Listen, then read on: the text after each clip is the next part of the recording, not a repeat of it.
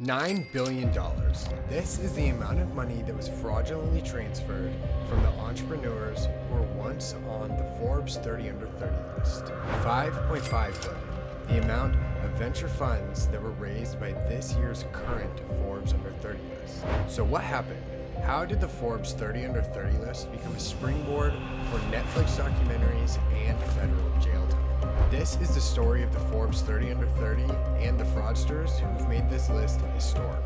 So my name's Brandon, I'm an e-commerce entrepreneur, and this is my channel on YouTube where I talk about business, finance, entrepreneurship, and greed. Go ahead and hit that subscribe button and comment your favorite fraudster below. Meet Elizabeth Holmes.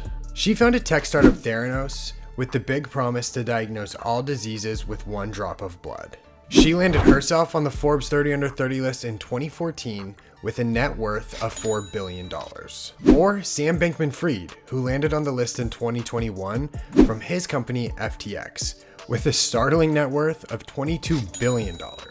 Or maybe you know Martin Shkreli, or Pharma Bro. He landed on the list in 2012 from his hedge fund and biotech startup, and he had a net worth of around $70 million. Then there's Javice, who landed on the list in 2019 with a net worth of $5 million from her tech startup, Frank. But what do all these entrepreneurs have in common? They were once blazing figures on the coveted Forbes list, but now they're either serving or facing up to a combined 200 years in federal prison for fraud. But let's start at the beginning. What is the Forbes 30 under 30 list? And why are so many fraudsters gaining traction after being coveted on this list? The Forbes 30 under 30 list was started by Forbes magazine in 2011. The list was meant to highlight entrepreneurs and individuals who were disrupting an industry.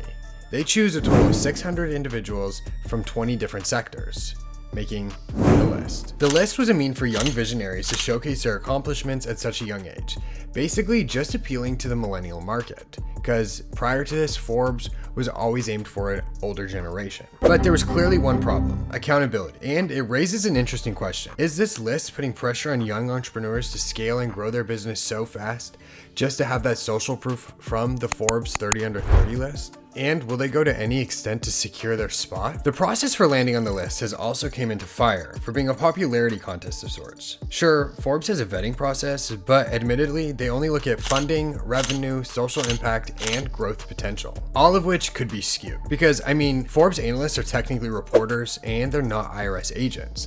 Look at Kylie Jenner, for example, who has been accused in the past of falsifying records to land herself on the Forbes billionaire list. In a recent Q&A with an entrepreneur who's unnamed who's been landed on the list prior, the process became more clear. All you really needed was someone who has prior made the list to recommend you and tell Forbes that you are a good choice.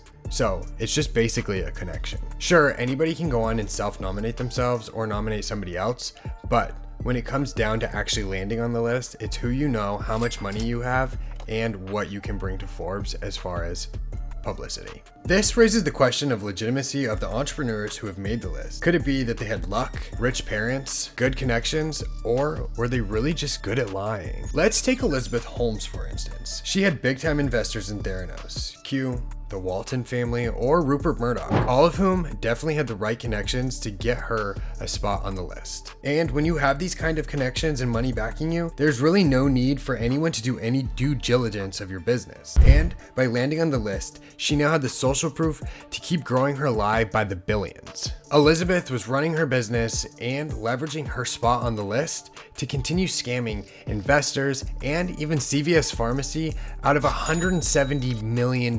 But the unfortunate reality was that to save face, some investors and even reporters still to this day back Elizabeth and say that she really did nothing wrong. Could it be that no one wants to admit that their lack of due diligence or authenticity in backing this entrepreneur and putting her on this list could fall back on the person who did so? Recently, the newest downfall from this list comes from Javice. Leveraged her spot on the list to scale and grow her budding tech company to get acquired by JP Chase. And on paper, she had everything, but in reality, the numbers really just weren't there. And Javice even told the public and even JP Chase that she had 4 million users on her platform, but in reality, that number was only 300,000, a number that would have never caught JP Morgan's eyes or even the public's eyes. So it's believed that to get PR and land herself on these big lists, that she lied. And then the lie became so big that she had to back it up and create false profiles to prove that her business was there. And so she made a major misstep on falsifying user profiles to make her exit. Now she's looking at multiple counts of fraud and massive jail time for this lie. But would she have ever been on these radars if it wasn't for the massive platform that this Forbes machine gave her? Then there's Sam Bankman-Fried, who was frauding and misappropriating users' money until the money was gone and there was no turning that machine around, leading to the multi-billion-dollar blow-up in 2022. This is being named as one of the largest frauds in history next to Bernie Madoff. In fact, now he has a new name, Mini Madoff. But the problem here isn't Forbes. The problem is this vision of success that we've been sold and we've been told that we have to obtain in our youth. 30 under 30 isn't just a list, it's a mentality.